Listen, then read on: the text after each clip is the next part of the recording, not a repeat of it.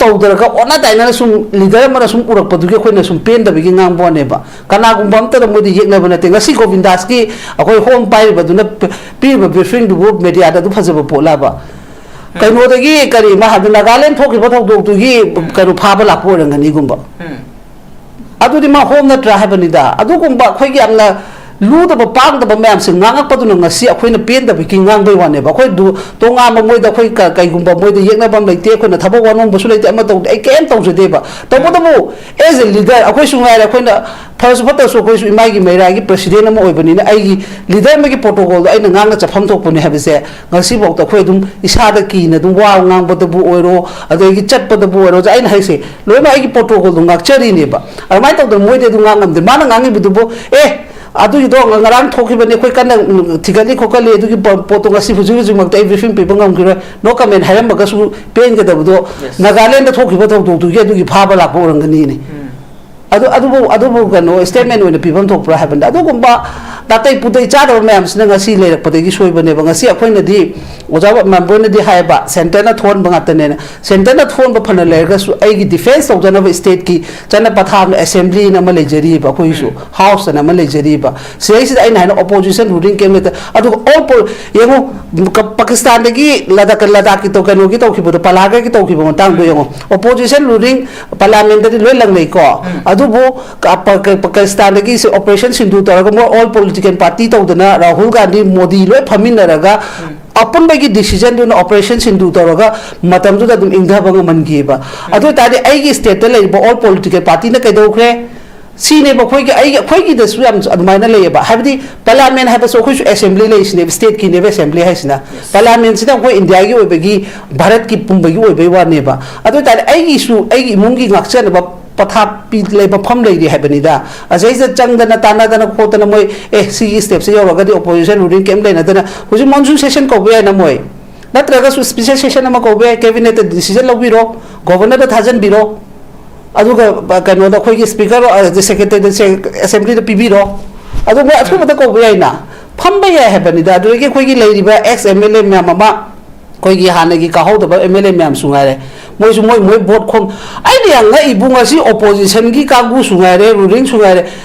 असुक याम्बा माइके द मई होदना लेबसिदा माई की कनो द कुमदरगा ऑफिस ता खंगदी कइनि खंगदी वोट खोमना लेरिबा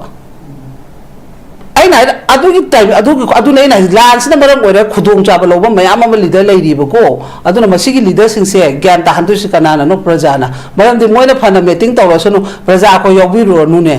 मोय अनि हुम दुदंग वारी सारा या पोतेबा मोय अनौबो पुथोंनबो होनरी हानगी एमएलए दुगी मुंगांगनबो होनरी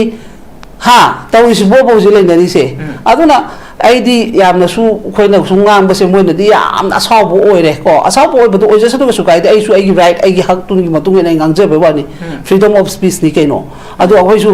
पेंदब नंगांग वादा खोइना केमदि तौ ngमद्रबनिना असोइबदो हाइद्रगदी प्रजा सुंगाइरेबा खोइना ngasi कपे हारासु बजादा फन्नी खोइ माइबेलसु दाना मु फमनी होरे हलागा नौ चहुम लिसिंग तरा दुगी कनो पिदुरे हाइसो चेंजलुनी अदुगो मैम दो खरा तुओसेबा लीडर तो एमएलए ने हबतो मतोंद लेसनोबा मा चेंथोरकनेबा अखोइदे अखोइना सुम चंगजलगा लोइम नप्प लेबनिना मोइदा देम के मोइ हुजि तुमित अम कनो काहे खुनो बिगि मचिन अम मोइदा अप्पे कनो लेतेबा हुजि सिम्पैथी लेतेबा हुजि खाली से मोइ मी तासल और मोर खोमोरगा काइदम बाय प्रजा से को मावन सिके अदु पिदोरी अदा पिदोरी पाय हाइजलगा यो अदमाइना तौरगा लोइ लेहलिबा मोइदा हुजि तौरिबा चाइबा ए ngaraग सेनापति तौबदो मोइ लोइ याने एमएलए म्यां कौदन मोइ डिसिजन तौमिनबा याइदना तौदे मा थोप ngang ले ngasai hom na ngangi potu su yongune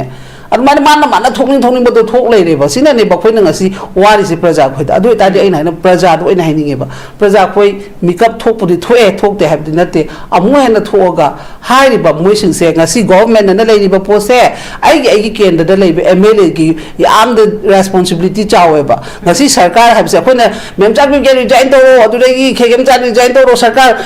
kano to habse haida sueba aigi MLA du dane noi lising therapy be wari du sadu sokpudi noina ne makhong da leiribani noina yaraga sarkar se lehelimni noi sarkar sina to sikem udrabra noi lising taraga du lairi ne huji oiba phibam sida noi kai haiba ngamroi dabra ado lom do na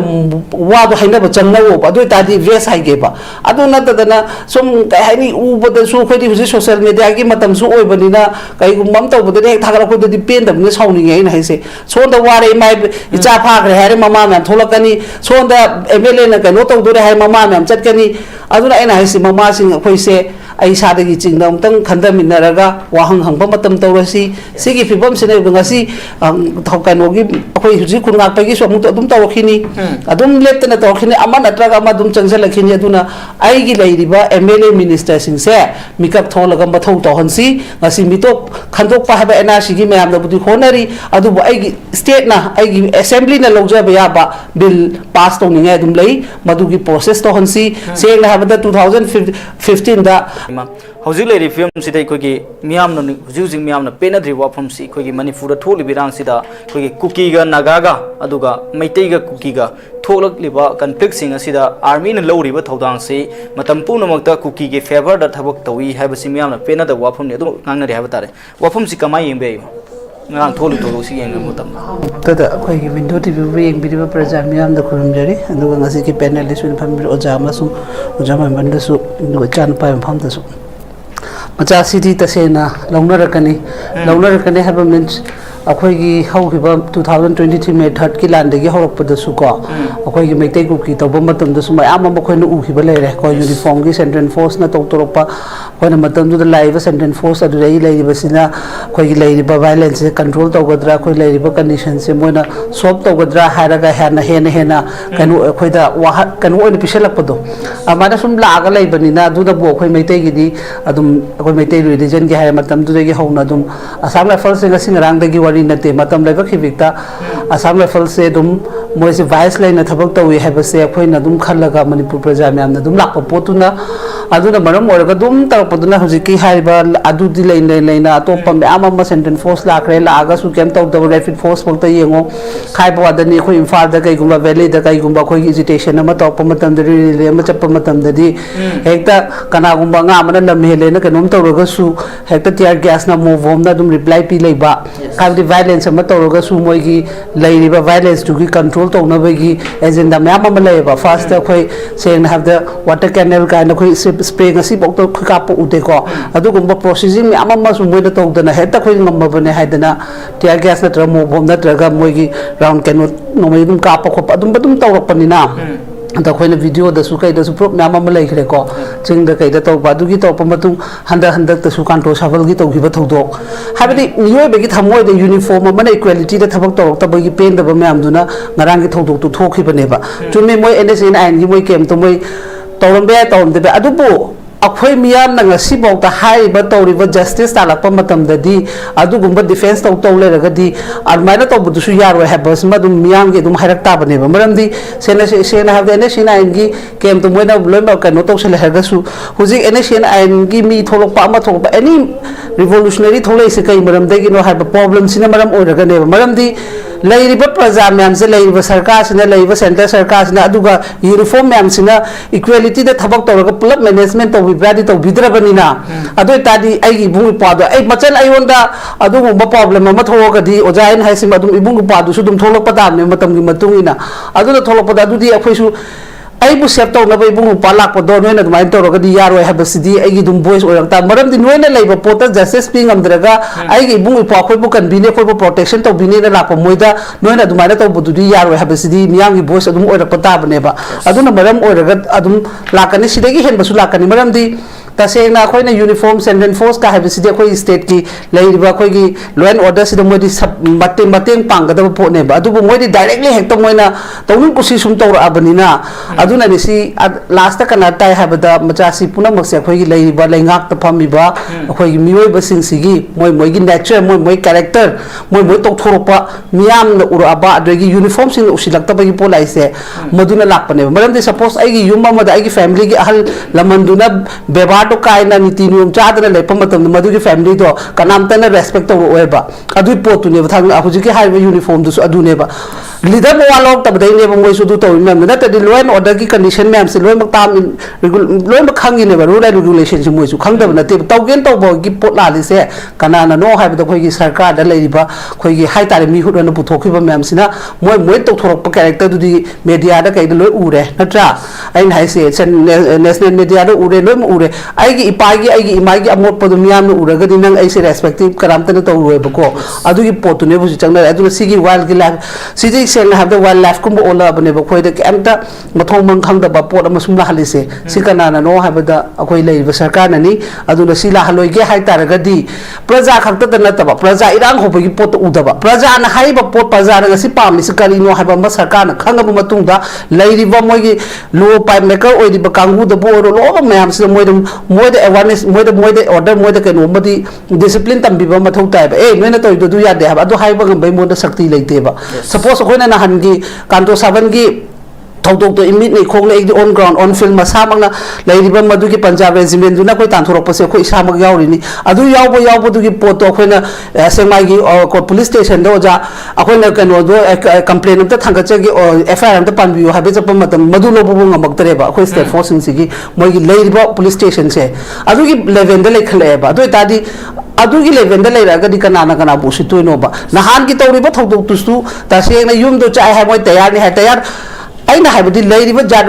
Punjab regiment की मधुगी officer फमीबदुना Moina related के हाबे information compulsory मोइदा हाइरंगनी information यावगन हेते चसलक या पोते अदु तारि Moina road map अमा पिबं थोएबा ए नोइ सिदेगी न सिबॉक्स चटकेदमनी सिगे surrounding चटपे मखासनि नोइ कुमदा बे मरमदि cess Naga मैते की प्रॉपर्टी मैम अमा सुलै मयु मके लेरि सोंददि नोइ हाइदबे यारो हाबसे मोइना हाना मोइदा एडवांस मोइना हाना हाइगदमने ऑर्डर दु मथोकदमनेबा नोइना अदुदा यारे नोइ चटकदमनी याद्रे मधु अखोइ हलोय हाबे पोट रूल्स अमता चटनादरेबा तौनिंग कुसी अदुना इन हाइसे अदुना मोइना तोहनबदी यारागा हाबगी अखोइदो सुपेन दब लेरे नगादा सुपेन दब लेरे पेन दब मैम दुना फुजलगा नोइना करिगी दमक्ता मितो मिरा चाना ngasi अखोइदा ngasi बौता लांदादना लेरप मतम सिदना केम हाइद्रगा ngasi नागा कुकी थोखिबा थौदोक तुसु मेरिक पेम दे मेजाउगी होनबो वानेबा मतम दो उखुलदा थोखिबदो युवा बतो बगी ने दे हाइरगा पोतो मोइना एम्बुस करिगी तौरुबा मोइना तौबगी अमोटपदनो लोय कुसनगी एदुगा मोइगी फादर अहम हातखिबगी अदुदा दो ब्लेम तब हाना होबदुनेबा मथौ तारैदी खोइ मैतैगा कुकी सुनारे त कनाना हाना होगेबा चोचामपुदा मै थारे तौरपदगी सोंदा कोना लाकपा पोनेबा अदो हाना होबो मोइ वारिदि सुआई हाइद्रगा अखोइना द टोर्चर तौबे टाइप ता सुंगांगा लेबा अदुगा आइनि याम नोनिंगबा ngasi सरकार ना तारा लेंगमेबा कुकी जो काउंसिल अदुना दिल्ली दा चलगा फेस ब्रीफिंग पीबा ngambीबा नेशनल मीडिया दा अदुगा इंटेलिजेंट बेरियर कांगु को उनंगमलीबा मी हाले अखोइ इमोशनल दगी लगाई तरु तो हाथ खिबने लाउथोइबा मी दुना आद ब्रीफिंग पीरगा आद ऑफिशियल मैम उनन दगी खुदोंग चाबा पीरिबिसना करम बैकग्राउंड पीरिनोबा लोइमक से पुसोय सोयरे बादु कनाना नो आइगी स्टेट सरकार नेबा आइगी स्टेट सरकार नि थिबोंग मितंबाम ओइबा कोरियन मरोन लोले लेरे हा करी नो बदु दि कना सितोरिगे मा अदु मेशन बदु हायरना ए गाय फेरे नत्रगा ए लोंग मणिपुर भाइरमसु तौना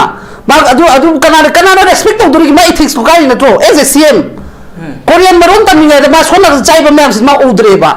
बाना दिन लेमजरबने ngaani ba khoidi yengbado waiba as a leader mana lichatto sum natai chadam chasalagadi kanano sitoino sinida aigi pa duna natai chadam lichat chalagadi mama macha khusu sawo pasma santamni nganga pasma santamni adu mana habam thokwa ba adu phajaramni liemamni khaleba korean marondi am hairi ba sona chanale potha gloi kai ba mem si ma khangbe ba अदुना सुगुम मैम से लेहलिंगै अखोइ दुम सिगी problem से हेन क्रिटिकल ओरकनी मरमदि हुजिक यूनिफॉर्म कांगो मैम से सेंट्रल फोर्स मैम से लेरिबा प्रजा मैम अखोइ से कानामतन उसिते मोइना लेरिबा अखोइ प्रजा तोखरो स्टेट फोर्स पोक तो उसितरे बा अखोइ की स्टेट की ओजरिबा पुलिस लेरिबा मैम से डिपार्टमेंट से कानामतन मोइ उसितेबा उसितबा दुना ने बंगासी मोइना चथरे चना पथा मैम से अदुबो प्रजा दि पेंदमनिना मोइना उसितकेरा उसिलोगिरा अखोइदि उपाय सुले लो यूनिफॉर्म दि नोइना अखोइ कनगदमनि मा आर्मी से नत्रो इंडिया खाई कोई टॉप कोई कंट्री में फाइट तब नत्रो इंडिया प्रोटेक्शन तौरीसे मणिपुर मोना हेता अखोइसु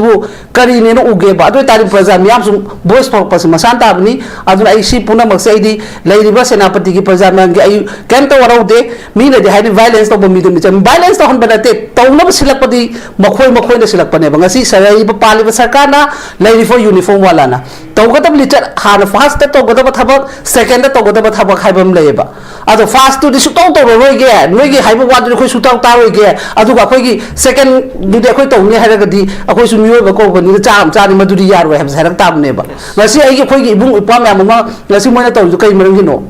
अखोई कनाना सुमाइना लेनरमगेने आंग फाइबा कना बु लेरमगे बखोई स्वाइदा याम तंगु लेतना लेरमिना ब्लांस ना होलगा दम लोशन बनाइ दबदेगी मीदी सेज ngang mang ba लेरे अखोई मिसिंग क्या नो 32 अरे सीब कयाम यावरी हुजी तें थादना कप कयाम यावरी अदुम मैम दो मबुंग ओपा ओइबनी ने पेन दबनी ने थोलागा मसाना प्रोटेक्शन अखोई तौबिरनी नोई अखोई प्रजा लेइबा मैम सिगी इपाई पुल चारि मैम सिगी अखोई लेइरि हाबे थोलपनेबा थोलैबा मिदु दाद माइना तौरे हरगदी मियाम साउ तामनेबा लेइबा मोइना फजना रूल्स तो तौलो फॉलो तौरो अदु तारि मुइ थोलकद्राबा अदुनि दा अदुना मरम ओइरगा आइगी पोतदी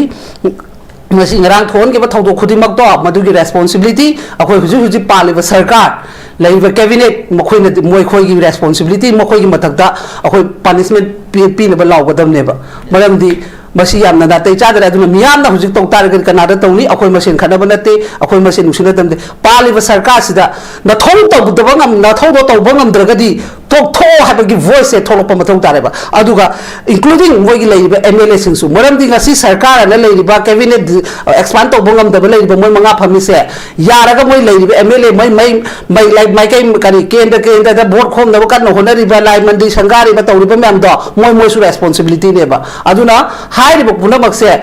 ngasi leiba moi gi moi tara du gi tara stand adum lecture bridge pokta to du bridge sa ba khangau de adu sem dunia wo ni ngasi lei se aduga moi paloya khauki ba nu pa du MLA du di bridge du gi matang inauguration da wa ngangai adu yari braba sondana sarkar da khangdre ge MLA mana du wa ngang ba adoi yadra ba ai na hisni akhoi gi samvidhan pina ba chatna pathap se kai ringai अखोई अवाब दुम लेरकनेबा अदुना मरम ओरगा आइना हाइजेनिंग बदी हुजी हुजी लेइबा प्रजा मियामना cabinet की मोय मंगा दु मसु रेस्पोंसिबिलिटी अदुगा लेइरिबा MLA मोयबु सरकार सु याना चलिबा ऑपोजिशन रूलिंग की लेइबा MLA मैम से मसिदा सु अखोई वाहंग हंग मथौ मतम यौरेबा अदुगा aina dum haraga lai duna praja miyam su akhoi gi hujik se vote loi ngawbai phibam da lei sigi pot se adum any mafam khudimak ta tholakani aduna thok ta na bo honda si hata di mokhoi da khoi akan ba boys lauba akan ba boys khongjang jangsan ba masina ta na khoi ato option leite delhi da hai ni no state sarkar le je du di aduna se kanuna supreme court na pikra du law and order condition we na control tok jagadam ne hai ka du di adu gi wafam da dum thamakani aduna ai gi cha sin se hana moi da gyan ta hanba noi sarkar pan ba ngam dura ngamoi du aragana directly dissolve tok thokraga anova fresh haibadi mi su anova samvidhan khangba adu gi la bo su le maram dam bu nuksiba marai ba pu nuksiba adu gu mi ma puthok ting gai di su gu ma chamcha pathong mang khang da mam se koina le heling gai di mai kai khudi mak ta gi sigi irang se dum thoka leine ba adu na uniform di tawge na to halab rajdhani ne army gi defense minister kana no rajnath ado rajnath oi di ngasi lotion da leiba minatro boy da kai do kem ta oi ba do tari kanan tawta egi state ki oijeri basina decision la hon batare ba akhoi na mi top tangang do sok pudi mas ai first round join thamje yam phajo apuni hujik leiri ba isagi ram da tholi ba thauthok sing asiri isagi idam dam masibu ngakani haidon leiri ba lenga ki mapi pa oi ba singna lowgadaba thawtang du lowdabadagi oirakpani haiba wafamni yam phajo wafamni makhata imada laksage ima hujik leiri film sidai koge manipur da irang asum thopusina ikoi manipur singdari aduki matik mangjai tawbadabu masida kana gumba kangbu kharadi kana lowrabra kana ba fangnabagi lambi leirabra aduga army sing sina tawriba thabak thoram khudimak se makhoina tawge yauna tawribra natraga makhoibu order piba ngamba makhoida pautak pireba yathang pireba kana phamnaiba achouba lusingba singduna pibadagi tawribra haibisu achobo hangama oi haibadoni masi me oifam thoi haibadoni meyam naina ribase mai mot kamai yembi ai hujik leiri films chamasi tasena haibada khoina dum wakal se khan bada moida order piba madi soida na yarong ngale na khale maramdi seng have the uniform the army the phami ba moi se tasena moina heta tawning kusi tawbegi moida hak right like jedi ba ko adu duna maram oraga khona su matam leba khibikta mamang 2023 me 30 gi torpa matam da khoi gi security advisor na phami kuldip se mon su dum akhoi se wari shana matam da su ma da su dum khara mai gi matha sa ba haitare khoi media da kai da su hydra su khoi da dum manung gi wari sum sana bala ma na haiba su dum le mam si ta se na rajniti gi kono mam de mam se kenoni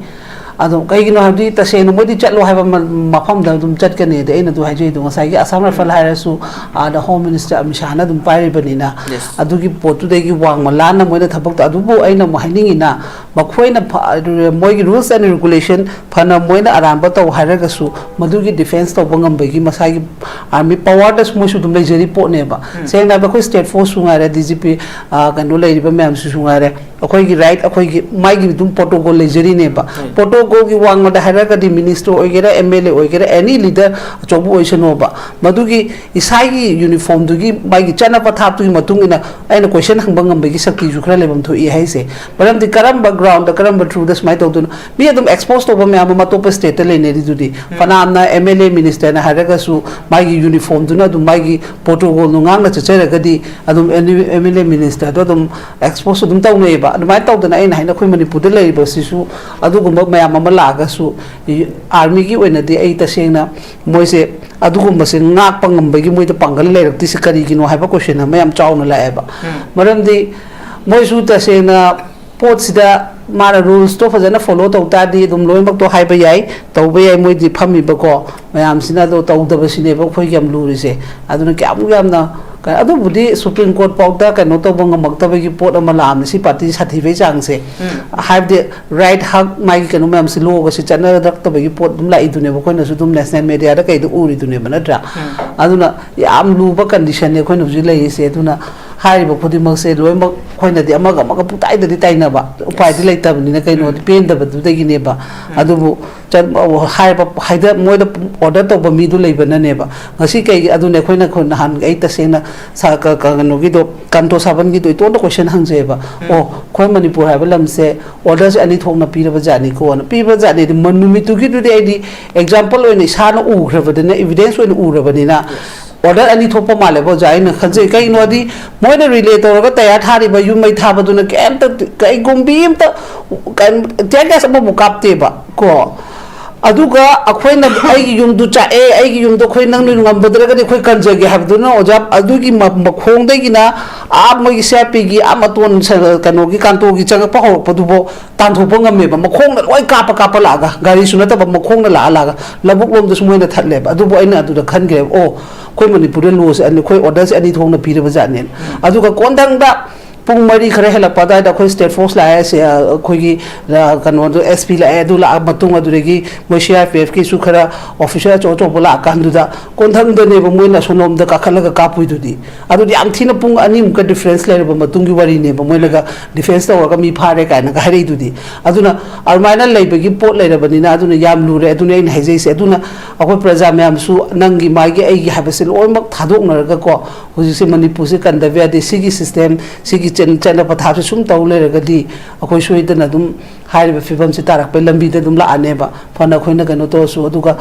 akoi leiba praja myam su akoi mana de ha se dum ai gi wakhal di dum kai gumbam taw se di ro ja dum manai na tra aduna nepal gi thoki ba thodok thoi ha ba le rakte aduna aina hiningi di madu ta na rak to se khoi na amisa modi de chala tai na roi ba ai gi sida phammi ba mi hut ne na phammi ba myam se loi thomjela kadabani na aduna wakhal khanda bi ha ba ne ba sei jan na sai gi power fudo ga samidana pi ri chana pathap to ngak na chalo ha ba ne ba khoi na ha ba di kari gi da mak Tamil Nadu gi CM na mai gi lo mak to mana han ta palak ta ngai na mai system de lo on thopa ngami kari gi adu khoi manipur CM na ngamdri na kai gi no ba ha ro ga party ha ka ne ba party phana oison no party to the second option ne moi second agenda oi ga mai mathau dak CM as a manipur mai gi CM as a government na mai gi manipur government na mai oi gi thaudang do lobo matam da afa lopo ngasi hai pa da ni Tamil Nadu ge su am sem dok sadoi ba CM dun to ba matam da ka khoi gi ka no ne na phana chawjor bo oi ga su center na ke dongam ge ne ai gi state ki subject ai gi state ki pi ba chana phatha to mana semje bani na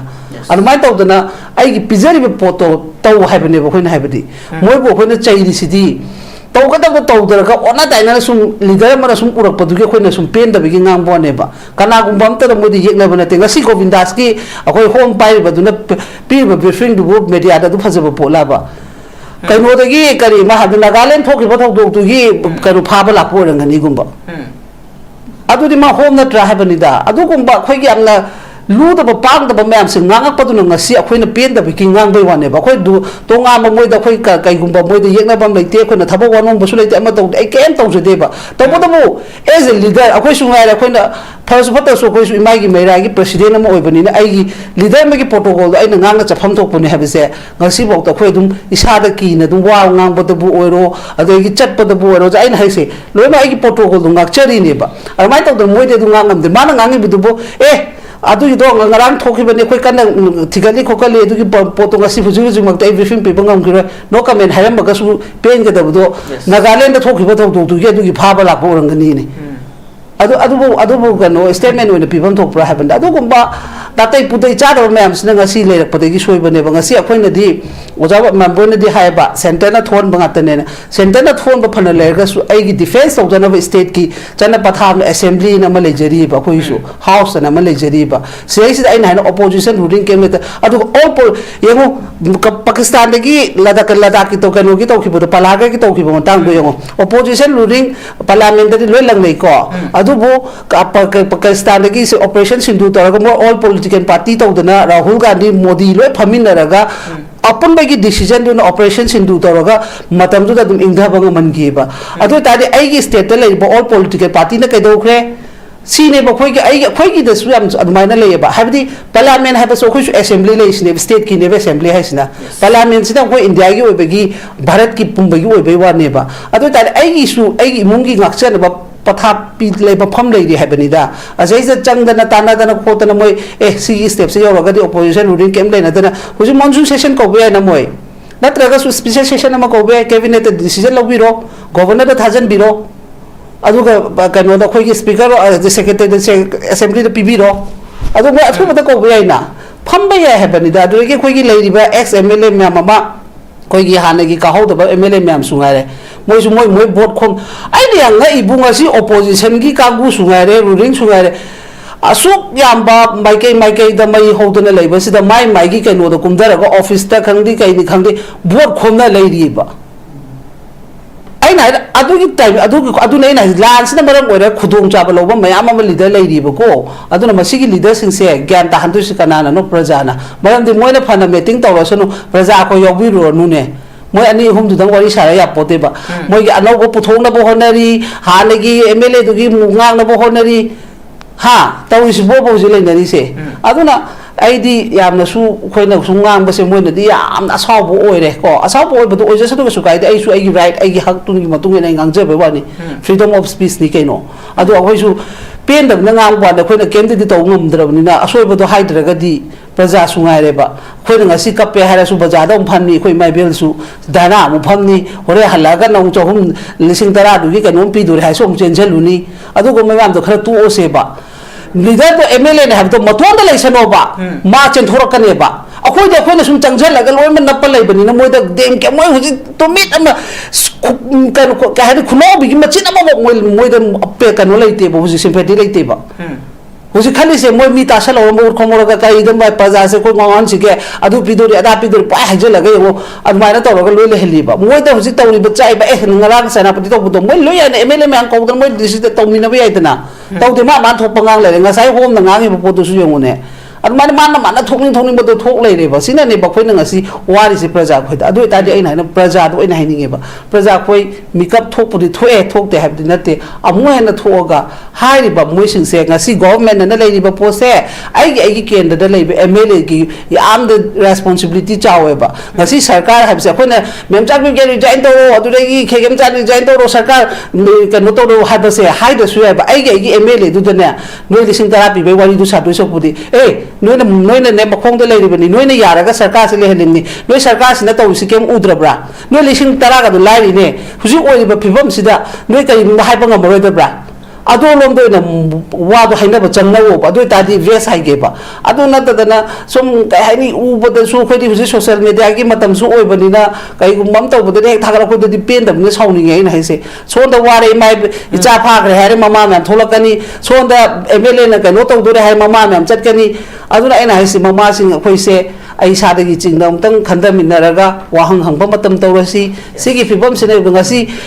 thokanogi akhoi huji kunga pagi so amut adum tawkhini adum leptana tawkhini ama natraga ama adum changsalakini aduna ai gi leiriba MLA minister sing se mikap tholaga mathau tawhansi ngasi mitok khandok pa haba ena sigi mayam da budi honari adubu ai gi state na ai gi assembly na logja ba ba bill pass to ninga adum lei madugi process to hansi se la haba 2015 da akoi gi protection people bills na adu to khibani ek on badu government governor du na to da bai on da bai wani armai to da 18 da su to khibale ILP matang da armai to su akoi gi sare isabu identify to no bai gi adu gum ba se moi da thabak to halaga chera pi da wari sana ba ha ga su hari bala men tu hen ba se hana makhoi se military crackdown adum sa pe mana naga na adum hai lai bane adu ai isara no moi paira ai wai sana ba di yaro ba khambra adu so pudi mana pai ba poto hana loction ba mathok tai loction da ba poram do ekta chongjelaga akhoi di fawram men to bana ta ba rules mai follow chap chana rules ta chalaga government na to bom thok pato popi su ngai yan thap pato government ki sarkai loan ya ta ba to ro ma di phaba matam ju forma du su ngai re ai na to ba na chana khre ba du na ai ha ba se thado ga ai government na lo na ha ba pot si da la agadi loi mak se akhoi su ngai re mi su ngai re any proof khudi makta adum machin lu phaba ngam ba na ta da na Damjak ni na to bani adu rege ko level sem na to bani na sumai na sum ai sina chana le rega di suai ya roi ba government na lo na hai pa pot se government na suai hai da ba mlai ri ba madu gi maron do he on thorok pangam ba gi pangan do le kan du da le box ingane ba madu he ngam dri bok di adum amana amagi dum football kauna bai type se dum lai ne ba aduna ai di haijeri sini hujik su ai request tawjari miyam na har pa ngai traga su isai gi decision lo biu cabinet phambiu session ama ko biu special na traga monsoon session ama ko biro hai ba puna makse house ta channa raga khana biro aya ba poto bill oina pass to biro ek on thok biro adu ga dum chalayo ba lo na lo kan lo sina adu ta de dum lo mak ta nemda ne ba nat ta na adu hek to bom matam da central force oigera center oigera kaidong da su khutin jeng ngam moi pa maram de ai gi samvidhana pijaba ai gi hak ai gi right lebanina madu gi matung ina to bone ha bada kasu tawning be ta to ya pote ba pada party oijesan no ba ai gi mung na mai cha ga de ai mung kan ba chai gi thoni nang party si de la na tham kho ha be gi mo da power ma darkar le ba madu ngang ba ngam da be ne ba ngase koina oi bi bam se aduna ne ai noi kari hura lu rage kari la lu rage kai na question among mo hang ni se moi mem da khoi leader sing da maram di ai ne seng seng mami oi ga di madu gi kai to bai chat pangam moi do ai power sa ni use to bangam dar ga ni ma power pa ba athakai le ge ne aduna aina tamil nadu gi yengbiu madu gi ni chat to chat pangam ma ga si khoi gi manipur gi honorable cm na madu ngamdri na kari gi no ha ba se akhoi praja mem na su hai ba sida government sida sarkar sa question hang ma thok tai ba nata da na khoi na sum nakan da sum to le gi moi di tasana de en hais ni usita bam su yaw ri ba khoi le ba leader sing se khoi praja mem se heng paisa na adum khom ni habegi moi do aduna paratan bi ba se praja khoin da maram di akhoina moibu phaman bani chokri adu akhoina mo moi ching da gi ya habe se sigi poram si ta handring ge di akhoi gi leader sing akhoi usite ba ko adu usilan ji hai tar ga di madu gi khom pham je khoina le min da ba mathau tai madu da phuru si chai ru si mayum thugai ru se ha bana ta ba niyom da rules da law da chatlaga akhoi ju defense to ba ma ka lai re ba na ta ba tar ga de khoi manipur se asa khoina hai gi ba poto soida na no ma tar ka ni madu matam da khoi gi di seng na ha loi ga thabak to bam ta khoi praja su ngai re to ding da to hano su to tong no de bu ko loi ra kan da masini du to ra mene ha ra kan du do oina law ba khong ba khoi che mai na kha to ri ba han step lo bu se khoi khara hai ta bi type tam to ba huji su hai pa da ni president oiram ba khoi gi madam sarda ha huji ai je sabab chakhre mu president oi ba ma lawam do myam do mai gi BJP party na dum ethics kai ba myam ta du gi no mo to punishment pi ngam da ba mi du na hayeng rai je sabab de khoi gi da mak da du to bi ka ne du lei tri du ni adu na huji su ngai re mem cha gi ge na ngasi deputy CM ga hai se mai ethics kai ri ni ha na ma ne masa mak ne separate PO na sign to ra thadu mi ba adu gum ba gi myam se lo mak akhoi house de gi khoi de gi loi lo ba ba moi gi ethics and privilege committee kai na lei ba myam du na loi mo madu han lo phom thoi ba do opposition ju ngasi bo ngang de opposition jo ina du da ne mo haraga opposition ju jiti BJP di yai leader problem ne have do adu gi pot mo ngasi ta halle ba hoi ojabi mol khara ngangi ma na ngang jaba na han gi sabung kaino gi du kangla to kaino gi du su kanto saban gi du su nungai te RP gate security da ngam ka do no adu da entry ta ma ga ai changani official unone hare lore aduna dum taw lei reba khoi se makha gi level da sum lei lei reba aduna khoi mathak khara ka khasi aduga samidhan gi matung ina khoi apun bagi aduna ina all political party gi su khongfam le piro aduna gi praja myam su lepasi so myam su lepasi aduga khoi gi house se amutang khoi assembly se amutang ran to hon se ba madu matam da nei ni aduga khoi na punishment pi en mla do phu ba chai be gi na ta mayum thugai ba na ta ba asi da changu on injan ba ma khoi mathau ta re ba ji aduna madu ora kan du da khoi khara phagani madu oiding gai di akhoi si gi phibam se hena hena critical ora kan maram di asi uniform myam no sitare ha ba se akhoi haira ga di dum lakwa thabok oina di kem to ngam dre moi mathak ta ado tawge na khalaga su lobi ga tamina lobi ya ta bai poram lakpa da dum ngaram uchina china budi lowi akoina lokhal pi odi hai logo da lowi dra ha ba du khang da bai wani dgb ke dum pi ko se mai osi da su pirame ado hai badi aina du pi do tai gi na te ba akoina ngasi taw pos akoi leader mo usi tare ha ba su uniform da leigre ko mai tawning ku si tawre moi da order pi ba mathak ki piranga da moi kan thom ra khoi khang de taw pa itu tu ki moi mat oreba ground gi reality du na hai bani aduna moi ronda usilakta baduna praja khoisu usitabai ne bana hangkapi bu khukap tu di aduna aini am thina pen da ba haiba mo oita oigi ba ko aduna mara moraga leader usilandre haidana khoina madu dei du kari gum moi mathak ta fr lobi khopi wahi khara thangalau da taraga di akhoi su praja khoisu moi di ya de ami manipur praja bo ba moi mo ga ken khang pote moi play da nei bani moi gi ra ira ya hawala khara ka pu ta na tan ko na de khara ha to ko khara pha ko haibe gi step mo oina lei ba man chale bani sum ye ba da yes adu imana makata da ba question to last again hojik lei riba film sida khoi ki hojik center leader sing na uri ba adu khoi ki uniform bangun uri film se ozamai bona hai gi ba yam nung nang bai khoi ki sahi ani de gi manga fo gi fuwari lei na khoi ki manipur ki history ki fazaraba masat ama lei riba sei khoi ki thugai kan da manipur ki apunba manipur ki boundary di ka hindana manipur manung da tongan tongan ba khoi ki administration tongan tongan ba ohilak pi ya ba ki film mo ohilak pi ya ba khoi ki ki ba oirak pi ya film ma bi tare lak pi ya wa phum jam bon tham imai mo ta kamai be wa madune in haido kashmir da dum ladakh ka no to ki bodo adu si ge je bala sine ba governor phami se ai matam ne ba ko aduna lusala bani da yong khoi su ngai re home do governor do ne che le ba masagi department masane state sibu government sarkar sina dum governor da changi sina kari gi no wari di khangde khoi su ko han makta su khoi gi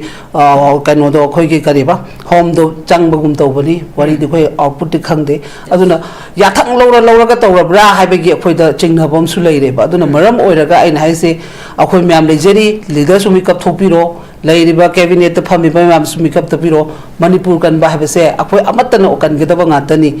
praja na laura ga di praja gi di voice di leje ba wani hai ba da ni moina tawgada moina tawdra di adum soidana adum adu ki lambi do lakpa gi mami lei aduna lahan loi hai taraga di aduni nga singara makta su khoi gi kano na thokpane chief secretary na spokesperson ani government gi spokesperson ani adu kari ite kari matang thoim no jangde khoi gi ranjan na manga adagi ohairo ki radesha ma banga atai agenda su kem ide ko moina thoi ba potom manung da kari thoim no kari ethics adu khoi ken khang de ba aduna poch yamna kaini aisi ma tawda adu gi poto phange na koi hairo praja me am muharaw e haidi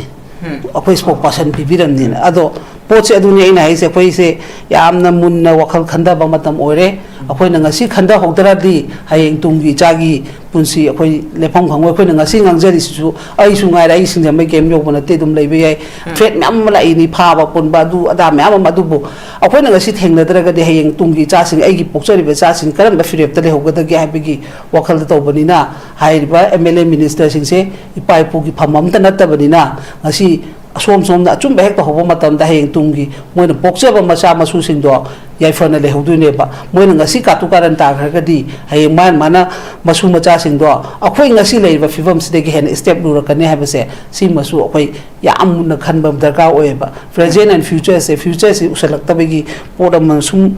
laisale ba ko aduna future uhansi future udragadi ngasi lejari bai chai su ken khangja daba myam ama tawi sini ngasi hangas tai to jantra mantra gi se kem to moi khanbi de 17 days su jare ko sonung bong chu gi do ado azumana to bus nungai te man tawi se myam gi mani india sida lei ba student myam sigi ni mana haiba ma chumi aina mana briefing pi bata bada mayam na nang chaw ka no to bu lawudram ne hat thando haibada aina ngasi tawi se khali